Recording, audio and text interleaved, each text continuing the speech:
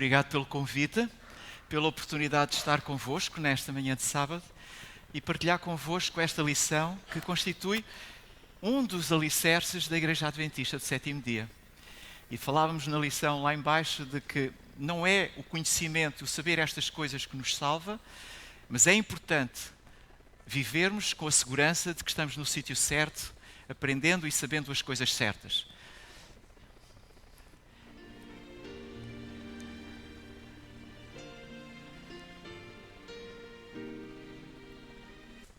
Se puderem avançar a imagem.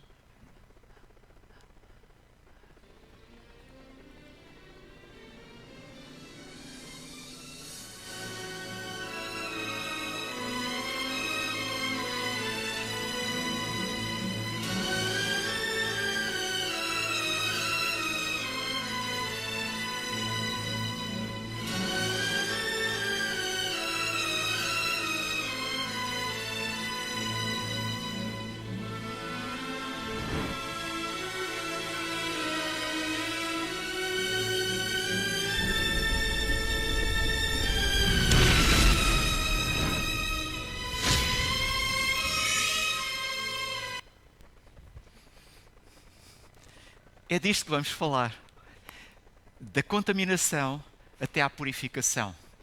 E para se perceber Daniel 8, é preciso que nós estejamos focados naquilo que é o objetivo de Daniel 8. Não é tentarmos arranjar argumentos a nosso favor ou de alguém, é apenas perceber o que é que está em Daniel escrito. E em Daniel, nós temos que voltar ao último versículo do capítulo 7 para conseguirmos entrar de uma forma segura no estudo. São várias versões do verso 28 do capítulo 7. Eu escolhi esta. Este, portanto, é o fim da visão.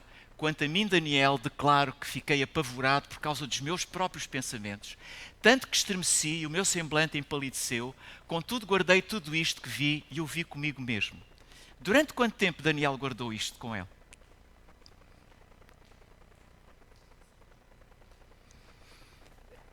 Não se esqueçam que nós estamos a sair de uma visão que Daniel teve, com animais imundos, animais híbridos, desconhecidos, nunca se tinha visto bichos daquele, que trouxeram uma angústia tão grande a Daniel, particularmente aquela ponta que naquele animal terrível e poderoso crescia com boca que dizia blasfémias.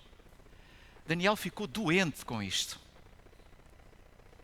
E esta visão, que termina no versículo 28, que é dos 4 animais, que tinha por objetivo mostrar a intervenção de Deus nos assuntos humanos, mostrar também a reunião do Tribunal Celeste e que o Filho do Homem, nesse momento, ia receber o reino.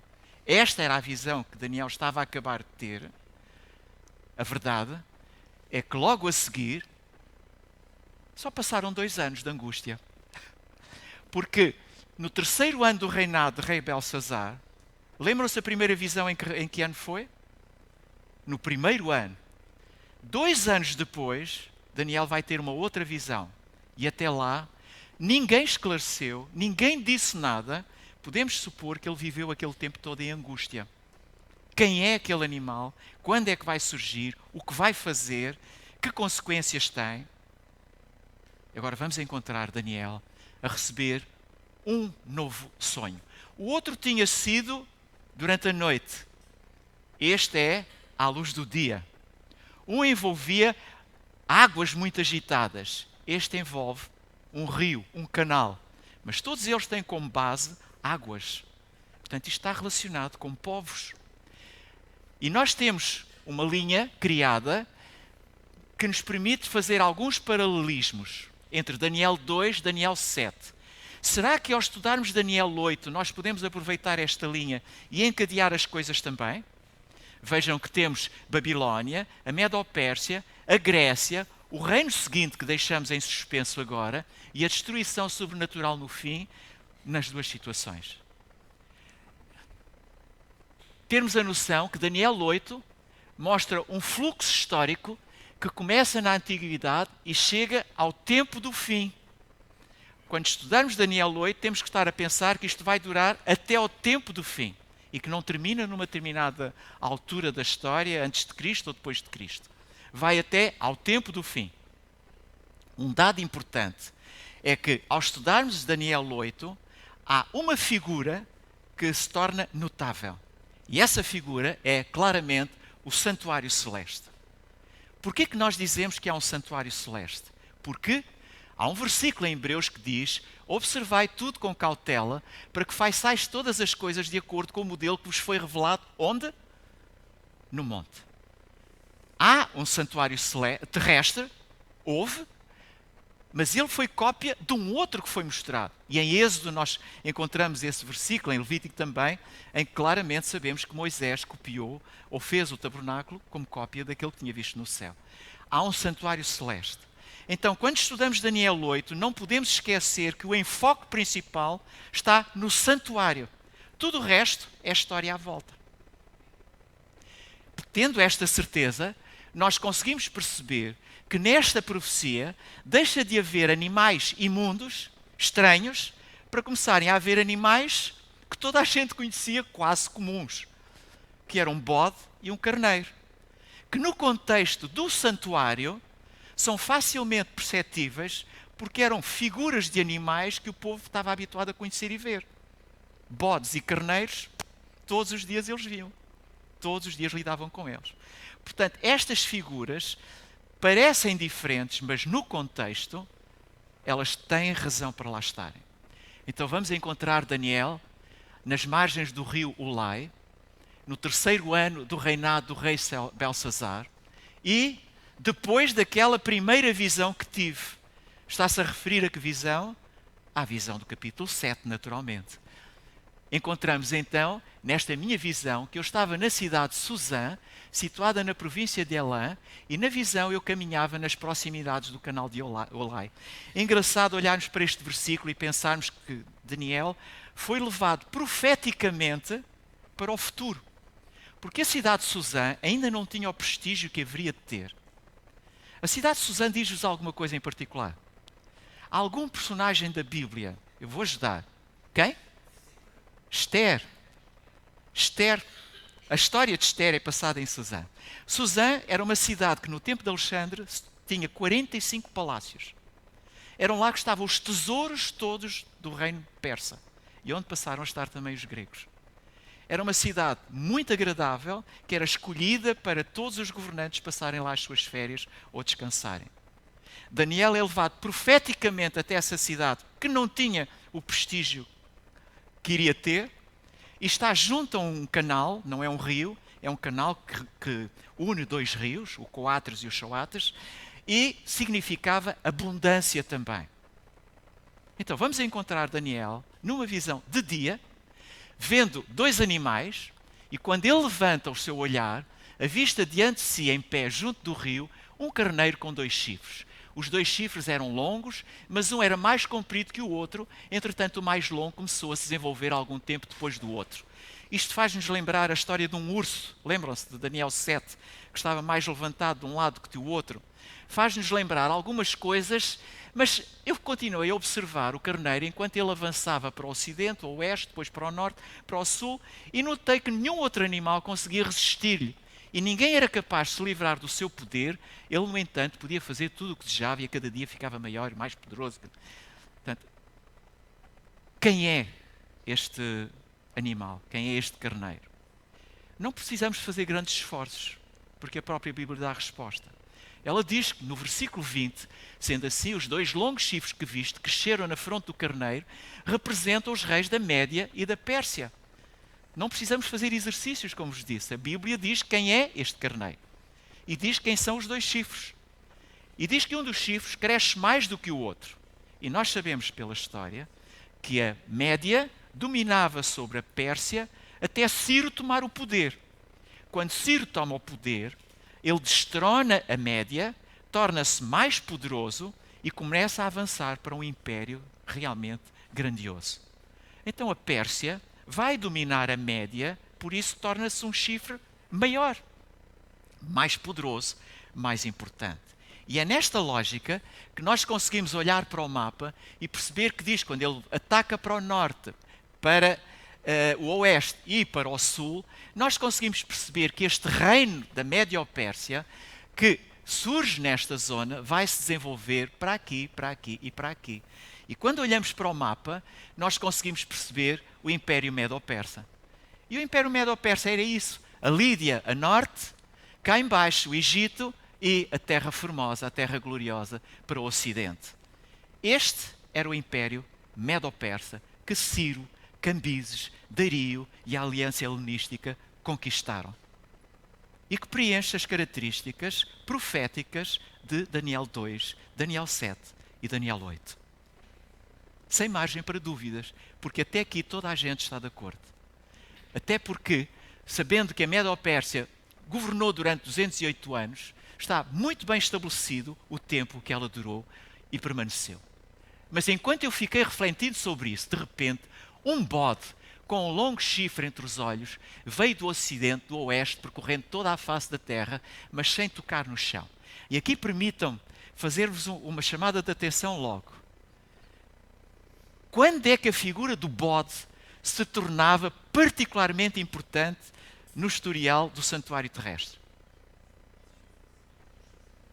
No dia da expiação. Ele todos os dias aparecia, mas particularmente no dia da expiação, ele era a figura principal. Agora vemos um bode com um longo chifre.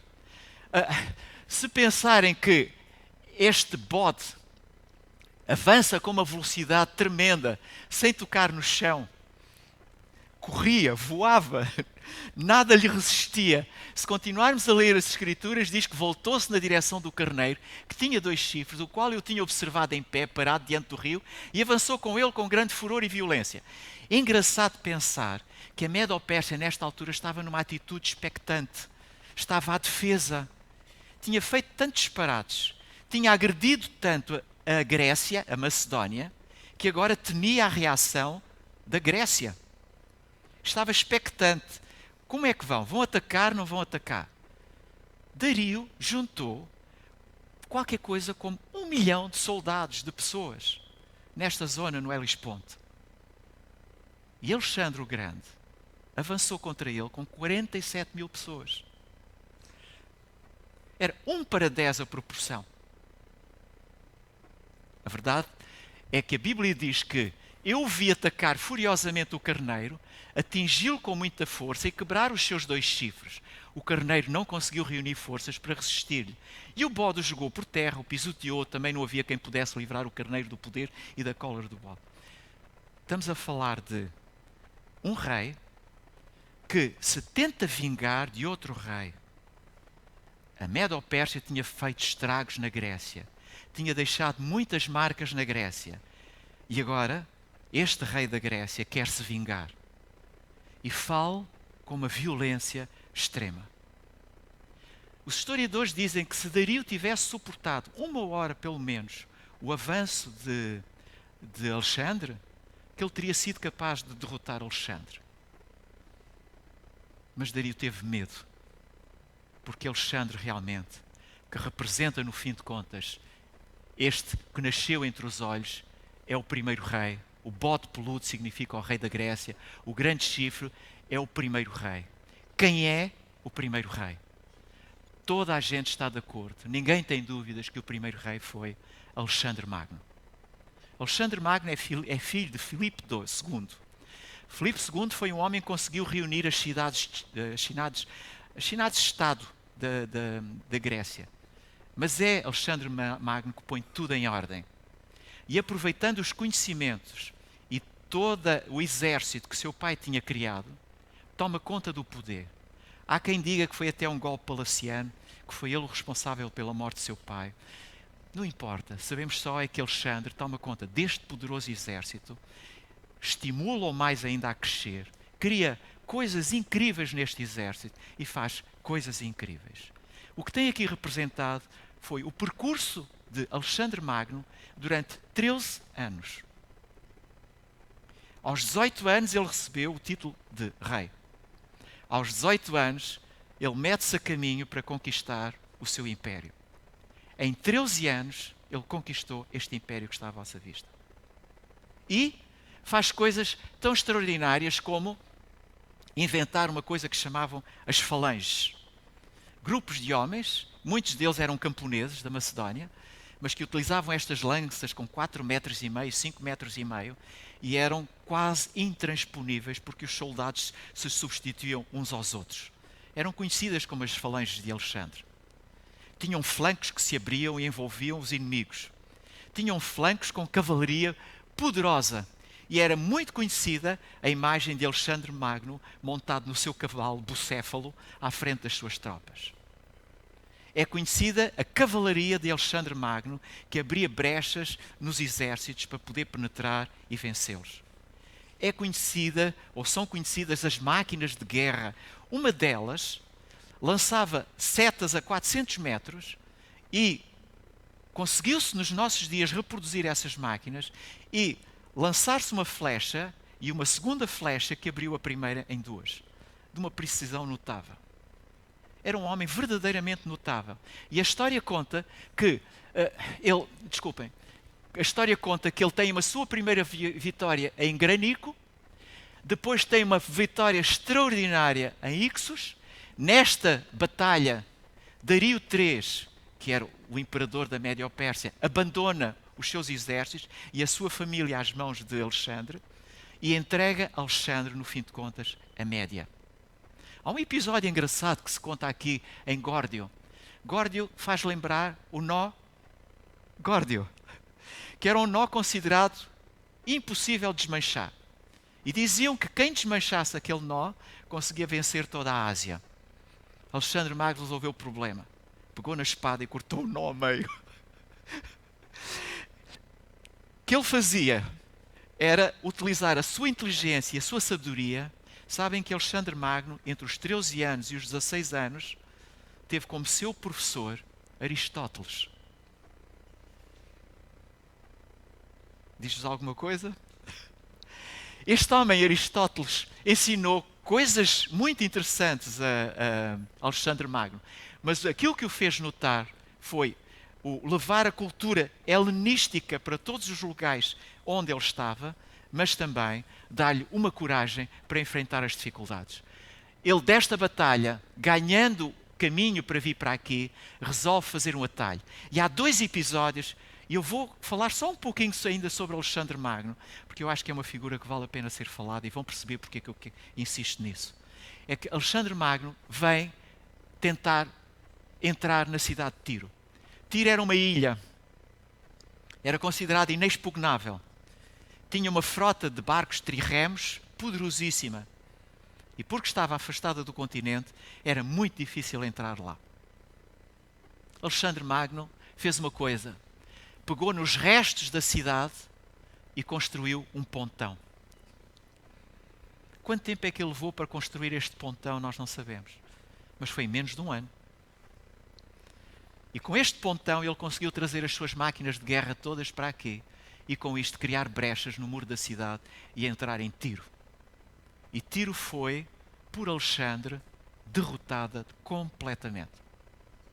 Há um episódio, é que quando ele estava a tentar atacar Tiro, ele pediu ao sumo sacerdote israelita, que se chamava Jadua, pediu ajuda. E disse, preciso que me des ajuda, preciso que me forneças homens e preciso que me facilites a vida nesta zona. E Jadua responde, isto está escrito no Talmud, está escrito também no livro de José das Antiguidades, embora seja questionado por alguns historiadores. Mas está lá escrito que Jadua terá respondido a Alexandre assim, não posso satisfazer o teu pedido, porque eu fiz um acordo com Dario da Medo-Pérsia. E temos a experiência no passado que sempre que traímos os nossos acordos, Deus castigou-nos. Então, tenho muita pena, mas eu posso fazer a tua vontade. Dizem os historiadores que Alexandre ficou muito enfurecido. Mas não foi por causa deste argumento de Jadua. Foi porque havia um senhor chamado Sambalate. Diz-vos alguma coisa Sambalate? Esdras, Neemias, os homens de Samaria que faziam uma guerra desgraçada. Este senhor Sambalate foi pôr nos ouvidos de Alexandre que não ligasse àquela desculpa do sumo sacerdote, porque os judeus eram traiçoeiros, eram mentirosos, eram corruptos e estavam sempre a fazer estragos por todo o sítio. Então Alexandre, depois de conquistar Tiro, avança com grande furor até Jerusalém. Jadua, quando ouviu falar nisto, fez uma coisa. Vestiu-se a rigor, ele e todos os representantes religiosos. Enfeitaram as ruas, os palácios, e todo o povo se vestiu de branco. Quando Alexandre chega a Jerusalém e vê aquele espetáculo, mas sobretudo vê Jadua com os trajes de sumo sacerdote, chegou ao pé dele, ajoelhou-se e deu-lhe louvor. E quando Parménio, um dos seus generais, lhe perguntou: porquê que tu estás a adorar esse homem? Ele disse: eu não estou a adorar este homem. Eu estou a adorar o Deus que este homem representa. Porque eu vi este homem num sonho antes do meu avanço sobre o Hellesponto. Eu tive um sonho que me mostrou este homem vestido exatamente desta forma e que me dizia: avança, porque os reinos serão teus. Estas histórias de Alexandre, que parecem a entrada dele em Tiro, sabem que aqui em Tiro aconteceu uma coisa interessante. Quando se abriu uma das brechas, um dos generais de Alexandre foi morto. E o próprio Alexandre avançou para a frente dos soldados e entrou na brecha, ele à frente de todos. Era um lutador, era um homem inteligente, era um homem sábio, mas era um homem também. Esta é uma representação de um pintor italiano, do momento em que Alexandre prestou homenagem a Jadua, sumo sacerdote. E há um quadro de Rembrandt, que é este quadro, porque é dito que Alexandre esteve alguns dias em Jerusalém e que o próprio Jadua explicou a Alexandre da profecia de Daniel o papel que Alexandre teria na profecia. Por causa disto, Alexandre considerou os judeus como amigos pessoais. E quando mais tarde fundou a cidade de Alexandria, convidou judeus, ele não, outros convidaram judeus, a irem para a cidade de Alexandria, onde começou a ser feita a tradução da Bíblia do hebraico para o grego. Até neste aspecto, Alexandre teve uma importância significativa. O suficiente para nós pensarmos em Alexandre como sendo uma figura tão proeminente. No seu funeral, ele, com toda a gente a prestar-lhe homenagem, ele dizia: quero que o meu ataúde seja levado aos ombros e transportado pelos melhores médicos do reino. Quero também que todos os meus bens conquistados sejam espalhados pelo caminho até à minha tumba. E quero também que as minhas mãos fiquem a balançar do lado de fora para que todos as possam ver. E quando um dos seus generais lhe perguntou porquê, ele respondeu assim: porque quero que os mais eminentes médicos carreguem o meu ataúde para que percebam que perante a morte não têm o poder de curar. Quero que as joias sejam espalhadas para que todos possam ver que os bens materiais aqui conquistados aqui permanecem. E quero que as minhas mãos apareçam para que as pessoas possam ver que viemos com as mãos vazias e com as mãos vazias partimos. Este homem, que tinha por vontade de tornar toda a terra habitável, sujeita à mesma razão, e todos os homens cidadãos do mesmo governo, é dito dele que de nenhum outro homem pode ser dito com igual justiça que ele deixou a sua marca estampada sobre as civilizações que o sucederam nas terras contra as quais guerreou e sobre todas aquelas civilizações do Ocidente que em turno ocuparam o lugar daqueles. Porquê que eu perdi tanto tempo a falar de Alexandre esta manhã? Porque no espírito das profecias, as profecias ampliam o nosso conhecimento sobre a história. E o que é suposto é que se Alexandre fez estas coisas desta forma, quem vier atrás dele para o substituir tem que fazer coisas muito maiores. E não esqueçam isso. Alexandre não pode ser substituído na história da profecia por alguém menor. Tem que ser por alguém maior. E é por isso que nós podemos avançar percebendo que a Grécia dominou o mundo durante 163 anos e foi substituído por um outro poder. O bode desenvolveu-se muito, cresceu. No auge da sua força, Alexandre tinha 33 anos. Dizem as pessoas que Alexandre chorava porque não tinha mais mundo para conquistar. Quando ele morreu com 33 anos, o chifre frontal foi quebrado. E no seu lugar lhe nasceram outros 4 chifres também muito grandes, na direção dos 4 ventos da terra. A Bíblia diz no verso 22 que os 4 chifres que se levantaram no lugar do que foi quebrado referem-se aos 4 reinos que brotarão da mesma nação, mas não com o mesmo poder dele. Então parece que a história vai empobrecer. Se estamos à espera que ela enriqueça, parece que ela se empobrece. Porque a divisão empobrece realmente. E quando um império é dividido, ele fica mais pobre. O que é que aconteceu na história? Nós sabemos que o império de Alexandre ficou dividido em 4 impérios. Os seus generais, 22 anos depois da sua morte, já tinham consolidado esta divisão. Os Seleucidas, Lisímaco, Cassandro e Ptolomeu. E estes 4 impérios, porque eram impérios, uns mais pequenos, outros maiores, olhamos para eles, dizem que saíram 4 chifres notáveis para os 4 ventos do céu, e de um dos chifres saiu um chifre pequeno. Há outras versões, brotou-lhe um pequeno chifre de um dos grandes chifres, e esta, a Almeida atualizada, diz que de um deles saiu um chifre pequeno, o qual cresceu muito para o sul. Até aqui há acordo de toda a gente em relação à interpretação. A partir deste momento começa a haver desacordo. Existem os preteristas que tentam explicar as coisas com o passado, os futuristas, há os idealistas e há os historicistas, nos quais nós, os adventistas, nos incluímos. Aquilo que é dito é que no final do império deles, é muito importante isto, no final do império de quem? Deles, os 4, no final deles, nós sabemos que o império deles terminou no ano 30 a.C., os Ptolomeus, quando a rebelião dos ímpios tiver chegado ao extremo, um rei de semblante violento e cruel, mestre em astúcias, capaz de discernir enigmas e mistérios, se levantará. Se eu estou a acompanhar as profecias de Daniel 2, Daniel 7, quem vem a seguir é um animal terrível e espantoso. Agora nós encontramos também um rei de semblante violento e cruel, mestre em astúcias. Para nós, adventistas, e que acompanhamos a história, quando olhamos para esta cadeia, tentamos meter Daniel 8, Medo-Pérsia encaixa, Grécia encaixa, qual é o reino seguinte? Porque no final vai haver uma destruição sobrenatural. Como é que encaixa este reino? Para nós que seguimos a história, nós não temos dúvidas nenhumas em olhar para o reino de Roma imperial, para o império de Roma imperial, e encaixá-lo aqui como o reino seguinte.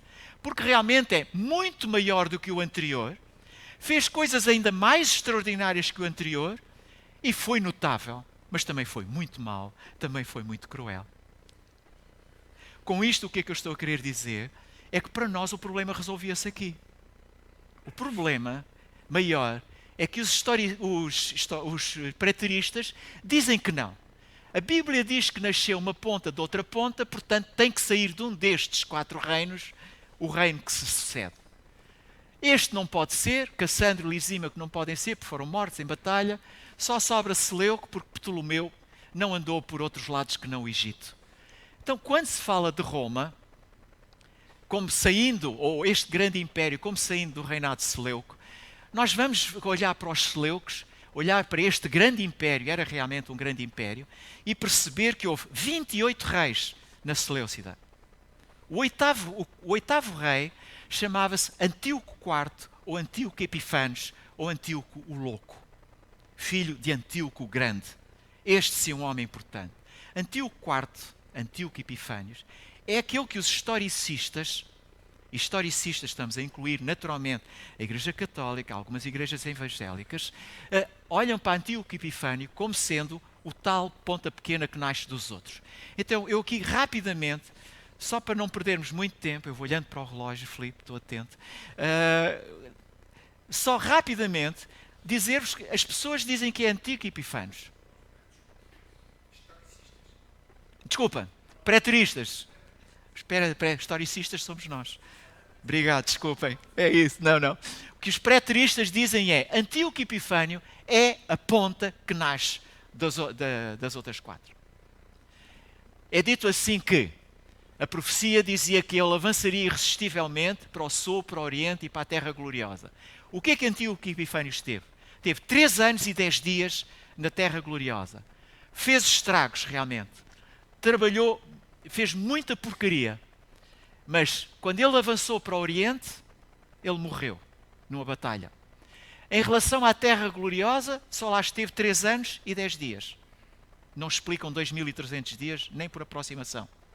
E pior do que isso, quando ele esteve e avançou para o sul, para o Egito, ele foi envergonhado pelos romanos. Houve um general até que fez um círculo à volta dele e disse: só sais deste círculo quando des uma resposta.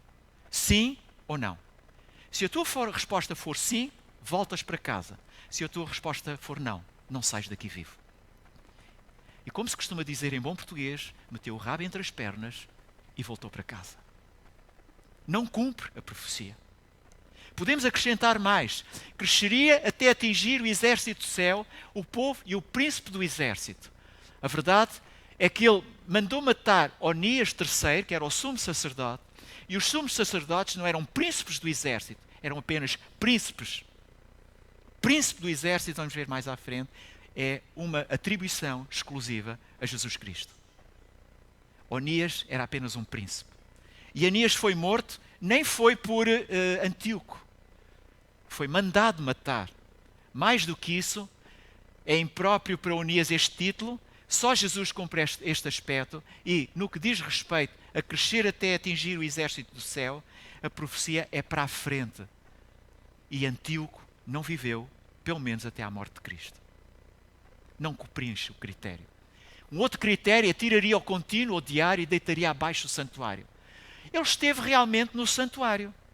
Ele mandou fazer uma estátua de um deus, Hércules, sobre o altar cá fora. No altar mais interno, o que ele fez foi queimar uma porca. Mandou espalhar o sangue da porca pelas paredes. Foi altamente ofensivo isto para os judeus. Mas não fez mais do que isso. Não deitou abaixo nenhum tabernáculo, não deitou abaixo nenhum sacrifício, não deitou nada abaixo, a não ser temporariamente. Não cumpriu o requisito. É dito que teria êxito em deitar a verdade por terra e cumprir outros desatinos contra Deus. A verdade é que a sua hostilidade contra os judeus fez com que se levantasse houve uma revolta entre os judeus, dirigida pelos macabeus.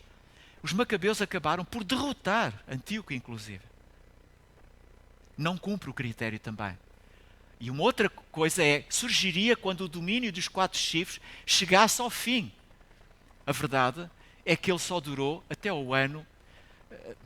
Aliás, estes impérios vão até 65. E Antíoco morreu muito mais cedo do que a profecia previa. Também não cumpria o critério. Seria grande com poder não oriundo de Deus mesmo.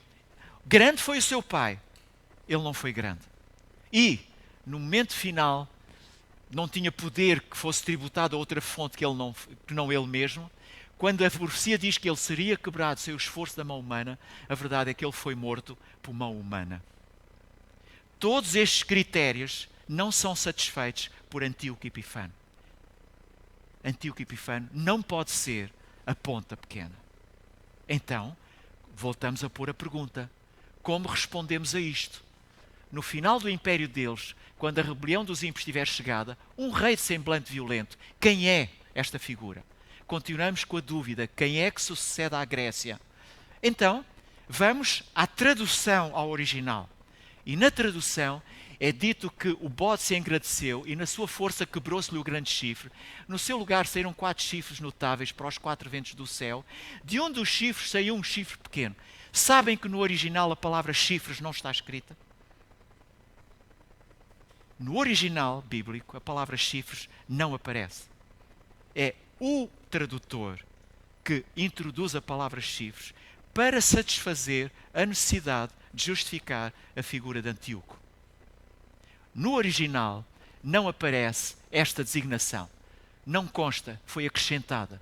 A melhor tradução seria de um deles. O chifre pequeno não sai dos 4 chifres notáveis, mas dos 4 ventos do céu. Sai de uma das direções. E há um outro pormenor também que é fundamental, que é o nós sabermos que no texto hebraico, chifres é uma palavra feminina, ao passo que ventos costuma ser masculina ou feminina. Pode ter as duas, depende do contexto. Então, ao traduzir-se, e há Bíblias que traduzem assim já, a Almeida atualizada já o faz, dizem assim: o bote tornou-se muito grande, mas no auge da sua força a sua grande ponta foi quebrada. E em seu lugar cresceram 4 pontas enormes na direção dos 4 ventos da terra. De um deles, de um dos ventos, de uma das direções, saiu este novo poder. O que põe as coisas de uma forma completamente diferente. Poderão dizer que somos nós adventistas que estamos a forçar as coisas. Que estamos a tentar agora inventar a história das traduções para levar a água ao nosso moinho. Não é isso que está em causa. O que está em causa é que o poder que vai substituir o grego tem que ser superior ou igual ao grego. E Antíoco Epifânio não cumpriu esse requisito. Tem que haver alguma explicação para isto. E a explicação que nós damos é aquela que está no original. É de um dos ventos, é de uma das direções que sai este novo poder. Saiu uma pequena ponta que logo cresceu em poder na direção do sul, do leste e da terra magnífica.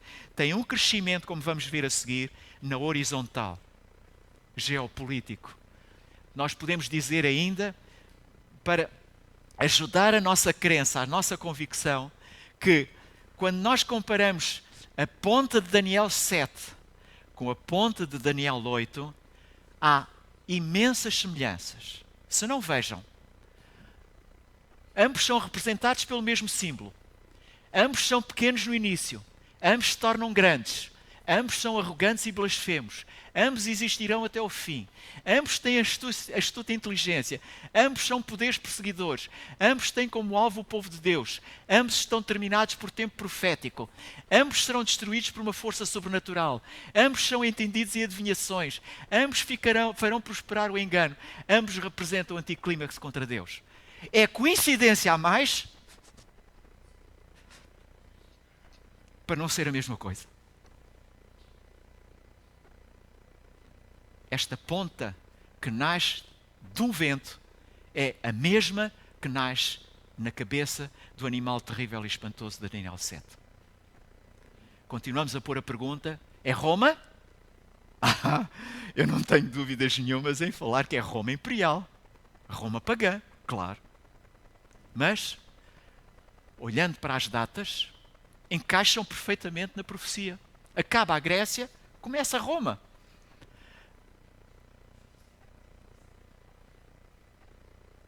É indiscutível que Roma tem um crescimento imenso na horizontal.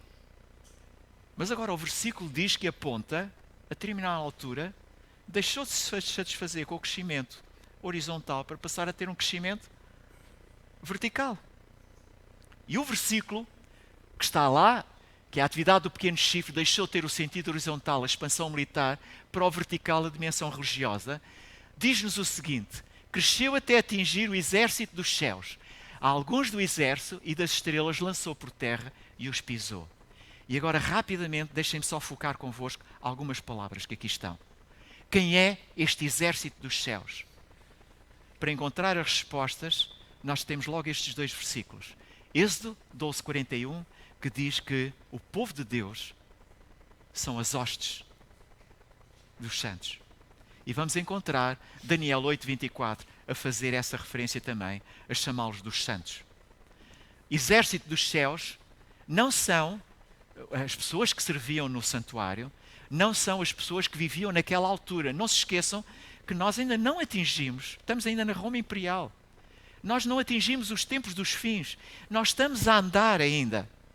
Portanto, este exército dos céus não tem a ver com um grupo de pessoas numa determinada época, tem a ver com os santos de todas as épocas que foram perseguidos por esta ponta. Mas é dito que as estrelas lançou, e alguns do exército. Está-se a referir a quem? Se forem procurar Filipenses 3:20, está lá dito que todos aqueles que levarem outros até ao céu são como estrelas no firmamento. O que quer dizer que todo o povo de Deus é como uma estrela no firmamento. E quando esta estrela começa a crescer verticalmente, ela está a deitar abaixo alguns elementos do povo de Deus. E nós pensamos em Estevão, pensamos em Pedro, para não pensarmos em Cristo, claro. Estamos a falar de engrandeceu-se até ao príncipe do exército. Quem é o príncipe do exército? Todos estes versículos chamam a atenção que o príncipe do exército, quando está presente, o local onde ele está torna-se terra sagrada. É dito, retira os teus sapatos, porque estás em terra sagrada. Quem é o príncipe de exércitos nas Sagradas Escrituras? É Jesus. Mas acrescentamos que ele engrandeceu-se até Cristo. Mas Cristo na terra, Daniel 8 está virado para o santuário celeste. Daniel 8 está a apontar para cima, não está a apontar para a terra. Aqui o que nos estão a dizer é que ele tirou o sacrifício diário. Sabem que a palavra sacrifício não está na Bíblia. Foi uma palavra que foi acrescentada. O que está na Bíblia é a palavra tamid. E a palavra tamid significa o sacrifício contínuo. Não se limitava apenas ao carneiro que era morto de manhã e ao carneiro que era morto de tarde, por causa daqueles que viviam longe de Jerusalém e por causa dos que não tinham dinheiro para pagar uma oferta. Não, não é isso que está a referir. A palavra sacrifício não existe. Muitas traduções acrescentaram a palavra sacrifício e ofertas queimadas, mas o texto não diz isso. A palavra diário tamid não se refere apenas aos sacrifícios diários, mas a todos os procedimentos. Estamos a falar de quê? Estamos a falar dos pães da proposição diante de mim perpetuamente, a lâmpada acesa continuamente, o incenso contínuo, o fogo arderá continuamente sobre o altar que não se apagará. O diário inclui o ministério diário do sacerdócio, que de acordo com o livro de Hebreus, era apenas uma figura e sombra de quê? Do santuário celeste. Quando aquela ponta sai do seu percurso horizontal para o percurso vertical, o seu objetivo é qual? É atingir o príncipe dos exércitos.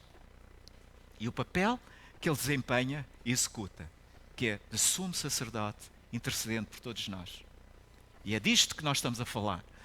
É que deitou por terra a verdade e o que fez prosperou. Sabem que a palavra original que lá está, onde está escrito verdade, é Emeth. E Emeth é traduzido também por lei. Os textos rabínicos dizem assim: e deitou por terra a lei e os mandamentos de Deus. Quando lermos aqui e deitou por terra a verdade, nós estamos a ler e deitou por terra a lei. Que lei? E é nesta lógica, é o sábado, mas é muito mais do que isso. A pequena ponta, a sua ação destruidora, atinge 3 aspectos identificadores do santuário: o príncipe, o tamid, o lugar do santuário. E nós não podemos ignorar isto quando lemos Daniel 8. Daniel 8 é um ataque violento contra o papel intercessório de Cristo por todos nós. E este é um alicerce da nossa igreja. Nós temos o santuário como uma verdade nossa. E o santuário porque é onde Jesus intercede por nós. Aquilo que eu quero dizer-vos é que o chifre pequeno dirigiu os seus ataques contra o plano da salvação, que começou com a morte de Cristo e que foi seguida pelo ministério sumo sacerdotal de Cristo. Tudo o que era simbolizado por esse santuário caiu sobre o ataque do chifre pequeno. E um cuidadoso estudo do sistema romano mostra que toda a estrutura da igreja, com o seu sacerdócio, mediação e missa, usurparam tudo o que Cristo fez ou que está fazendo por nós agora. Nós precisamos estar com esta certeza. Quando a ponta cresce para o céu, ela fala para usurpar algo que é muito nosso. É o papel intercessório de Cristo. Tudo o que nós, como crentes, atribuíamos diretamente a Deus e a Cristo, foi apropriado pela Igreja Romana, que engrandeceu-se até ao próprio Cristo. Quem mudou o mandamento não traz outros deuses diante de mim? Quem mudou não traz imagens de escultura? Quem mudou não tomarás o nome do Senhor teu Deus em vão? Quem mudou lembra do dia de sábado para o santificares? Quem substituiu Cristo, nosso sumo sacerdote? Que Paulo diz claramente, há um só Deus, um só mediador entre Deus e os homens, Jesus Cristo, homem. Quem mudou isto? e passou o sacerdócio celestial para o sacerdócio terrestre. Quem mudou? Imortalidade da alma, falso sacrifício, falso método de salvação, templos dedicados a santos, água benta, festas populares, procissões, vestes sacerdotais, tonsura, quila e eleição. Quem está na origem destas coisas? Eu posso dar-vos as datas, inclusive, em que as coisas foram criadas. Criação da água benta em 1000, celibato em 1123, o purgatório em 1438. Quem fez isto? Falsa interpretação profética de Daniel, que tem o sentido preterista ou futurista pelos jesuítas. Quem cria Maria Imaculada Conceição, infalibilidade do Papa? Quem cria estas coisas todas? Quando se faz a pergunta, este foi um ataque contra tudo o que era simbolizado pelo santuário, que é o plano da salvação. Assim o chifre pequeno ataca não apenas o povo de Deus, mas também o plano da salvação. E é isto que está em causa. Portanto, Paulo dizia assim: ainda ao caminho do santo lugar não se manifestou, o maior e mais perfeito tabernáculo não feito por mãos. Paulo vive muito tempo depois de Antíoco Epifânio. Paulo dizia naquela altura: ainda não se cumpriu. É no futuro. Então, deixem-me pôr-vos outra vez a pergunta. O chifre pequeno que surge depois da Grécia, ou quem é o chifre pequeno, o chifre que aparece depois da Grécia em Daniel 8, é o mesmo poder que surge depois da Grécia, tanto em Daniel 2 como em Daniel 7. Esse poder é Roma, e temos que o dizer com todas as letras, sem medo e sem vergonha, começando com a Roma pagã e depois passando para a Roma papal, quando a ponta começa a ter uma ascendência vertical. Deus não revela toda a verdade a todos de uma só vez e por isso não falou em Roma. Dizem os historiadores que talvez Roma não tenha sido identificada porque o Senhor sabia que por séculos Roma teria o controle exclusivo das Escrituras e que caso os líderes de Roma pudessem ver que o Império era nomeado, tão distintamente eles poderiam ter destruído as Sagradas Escrituras. É um argumento. Roma não é mencionada especificamente, mas é o Império claramente que sucede a Grécia. Pelas referências de Cristo, pode-se entender perfeitamente que este é o império das últimas 70 semanas. Então, quando olhamos para a nossa grelha, para o paralelismo que estamos a fazer, eu não tenho dúvidas nenhumas que, mantendo este paralelismo, Daniel 8 está a apontar para Roma pagã e Roma papal. Quando depois virdes o abominável da desolação de que falou o profeta Daniel no lugar santo, quem lê, entenda. E esta é a mesma coisa que eu vos digo hoje. Leiam e entendam.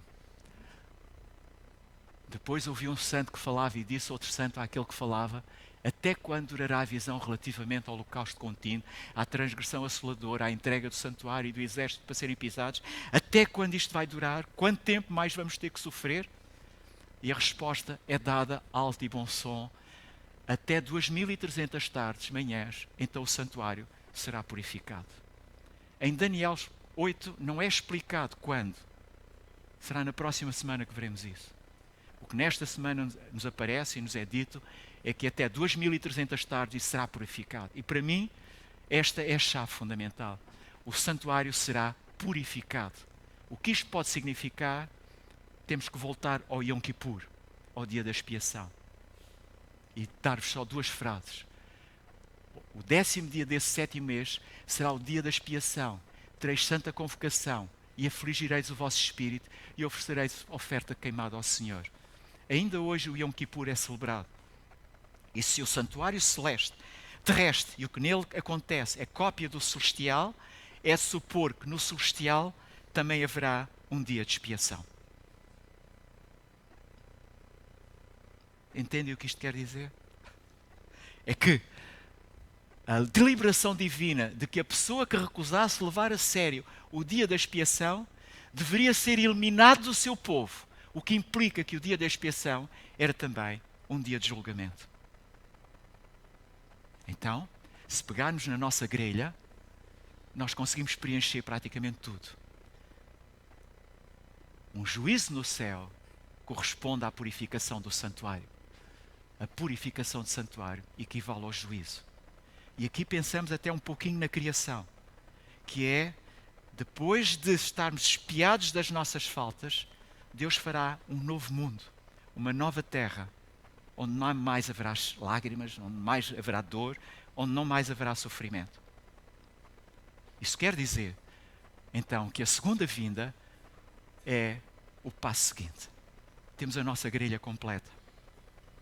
Podemos respirar fundo, porque a Bíblia explica-se a si mesma e a profecia amplia o nosso conhecimento, a certeza de que Jesus vai voltar depois de interceder por nós e fazer o seu papel por nós. Quer dizer que, em conclusão, há um vínculo claro entre Daniel 2, 7 e 8. Daniel 2 focaliza a Cristo como nosso Rei, focaliza Cristo como nosso juiz em Daniel 7 e em Daniel 8 focaliza a Cristo como nosso sumo sacerdote. Assim sendo, a purificação do santuário é o juízo investigativo pré-advento e é definitivo que o juízo decreta ao fim dos reinos terrestres a salvação do povo de Deus e o estabelecimento do reino eterno de Deus. Obrigado pela vossa atenção, mas sobretudo que nos vossos corações viva a certeza de que Cristo está no céu intercedendo por cada um de nós, enquanto tivermos a capacidade de decidir por nós as coisas. Que Deus nos ajude a tomar as decisões certas.